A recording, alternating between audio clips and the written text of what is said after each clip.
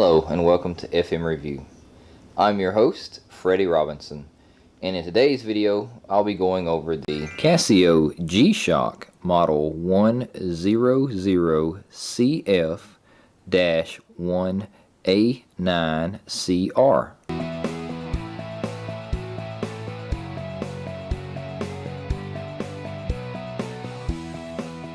And once it's unpackaged, you can see everything that does come inside of the box for this watch.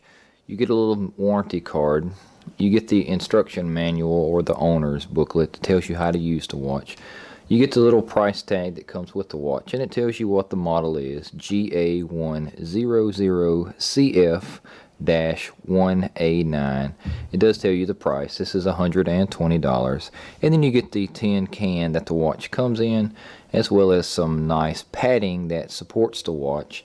And you can see that the watch does have a pretty cool display on it. I like the camouflage color scheme because it's sort of secondary to the black color of the watch, and since the watch has a negative display, it makes it a little bit easier to read rather than having an all black faceplate. And you can tell that this is module number 5081, and you can see that the owner's manual or the instruction booklet for this watch is relatively thick, so it does have a lot of functions and features. The price tag of this watch is $120, but it can be found as low as $85. This did come out in 2014, and it is an analog and digital display watch. It does include world time, a stopwatch, chronograph subdials, and it is water resistant up to 660 feet or 200 meters, and it does have black and camouflage coloring. And now let's take a closer look at this watch. First off, you can see that it is black and camouflage. And it does have the camouflage in the dial, which actually helps the negative display appear easier to read, in my opinion. You do get the displays for the day, date, month, and time on the dial. This does have an amber LED backlight. And you can see there that it's a single LED that lights up and illuminates the entire backlight, making it easy to read. It does have a resin stationary dial, and I like that because it doesn't move, even though I do kind of like the clicking noise that some watches make. This does have 4 textured buttons, and they are recessed, and there are 2 of them on each side, and these are large and easy to press, but they are recessed, so it does keep you from accidentally bumping these buttons, turning the light on, or changing the mode, or switching to a different feature or function of the watch. It does have a soft band, and I'm starting to like these double row bands because it makes the band softer, and it just feels a little bit better than the single row bands. You have that on both sides of the watch. You do have the stainless steel buckle that does say G-Shock, and it does have the 2 rows as well as a smooth gliding strap keeper. On the back of the watch, it does say that it is stainless steel. It tells you the model number, it lets you know that it is a G-Shock, and it does tell you the water resistance, depth, and pressures. As far as my opinion of this watch, it's very comfortable, it's durable, and it holds up to the G-Shock quality that they have developed since the 1980s. This is called a Tiger Camo, and I do like how that complements the negative display, and it's a good blend with the black color scheme that the bezel and band has.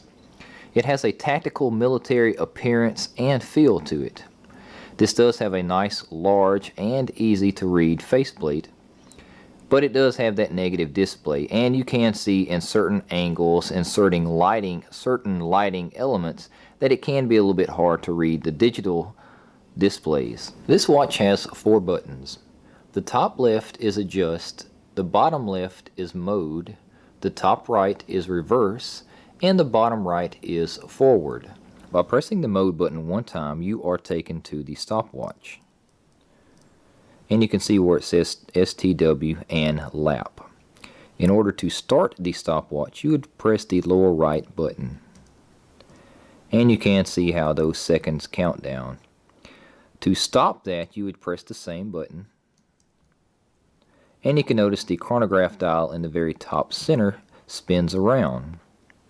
And if you wanted to reset that, you would just go to the top left button and press it, and it clears out the information. Pressing the mode button a second time will take you to the timer, and it works the same way as the stopwatch. If you want to start the timer, press the forward button or the lower right button to start it. And you would press the same button to stop the timer. And the same thing can be done by resetting it. Pressing the top left button will reset that. And if you look real close on the dial, you can see where it indicates what each one of these buttons function is for each of the feature, where you see split and reset, and then start stop points down where that points up.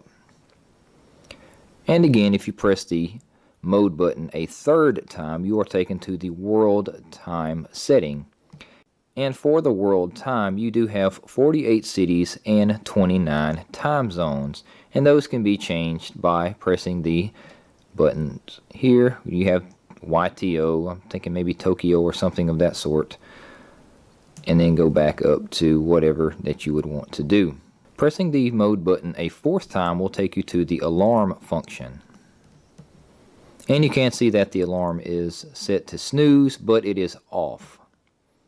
And then you can use those same buttons to interact and adjust whatever you want your alarm to be. And finally, pressing the mode button a fifth time takes you to the actual time area.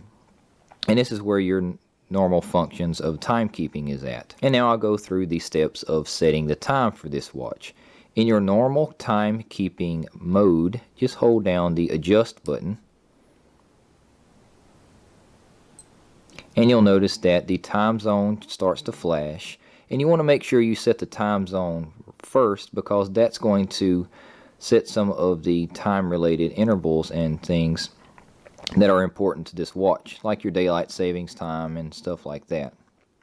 Once you do have that set, you can press the lower right button to change whatever option you wanted to with your different time zones.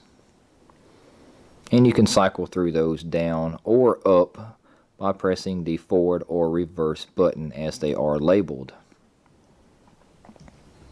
After you're done with that, press the adjust button and you go back to your normal time, and you would just repeat that process for each thing: your time, your day, and your date. You may have noticed earlier that there was no dedicated light button on this watch, and anytime you are at the home screen, the timekeeping mode, if you press the top right button, it automatically turns on the backlight, which is the single amber LED. And it does a real good job of illuminating the back of this watch, because the gold in this tiger camo print actually reflects that light pretty good.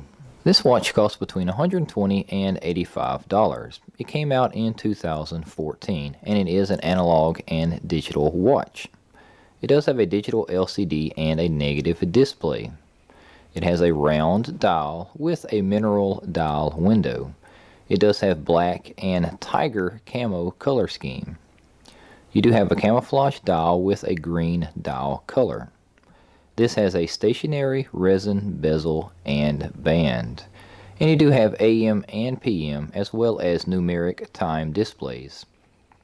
It does have the day and date display, and this can be set up for 12 or 24-hour formats. This watch includes world time, and that would be 48 cities with 29 time zones. It also comes with 5 alarms that have a snooze feature. This does have a stopwatch with 1/1000th of a second measurement, and it does have quartz movement, an hourly chime. It is water resistant to 660 feet. It includes an amber LED backlight. The case diameter for this watch is 48 millimeters. The case thickness is 17 millimeters. The band width is 29 millimeters. And the overall weight is 2.4 ounces. And here is a side-by-side comparison of the G-Shock watch with other watches I have in my collection that are of similar size and design. And now I have the watch on my wrist so you can see what it would look like if you were wearing it. It just feels so good. Thank you for watching. If you have any questions, please leave a comment below. And don't forget to subscribe to keep more awesome FM reviews coming your way. 3, 2, 1, action! And again, you can start and stop these by pressing the buttons on the side. Nope, you can't because that's the light. Duh. No. The light activates anytime you press that.